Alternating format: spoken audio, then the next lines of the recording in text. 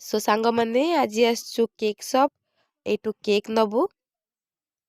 आज होची नणंद जे हेबे मोर तो तांको पुअर जन्मदिन तो आम घरे पाली थांतु से कांदिला तो ताको नेकी जिबु घर को तांको घर को तो सेठी बर्थडे बनिबो। एट देखंतु मिठा दुकानटा एटी वेराइटी प्रकार मिठा मिले तो मु देखो केमती अड़ुआ मड़ुआ हो जाइए मो धन से ठिया होइछि। तो चलतु मु मिठा दुकान बुले देखेबी कौन कौन मिठा अच्छी। ये देखु पुओ आउ बबुलू दुई जन जाक छिड़ा होती भी खाइबा देदेवी पे खाईदे जलखिया किसी।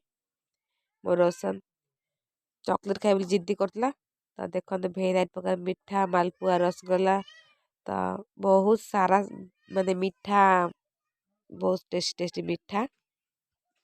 ये देखो पिला माने खाऊचंती बरा घुगुनी एठी चटनी अच्छी मिठा चटनी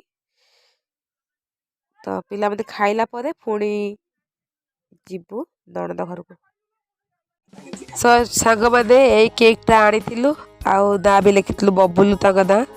तो एबे आमे बर्थडे सेलिब्रेट करछु समस्ते हैप्पी बर्थडे जणे देबे जति मो सांग माने अछंती।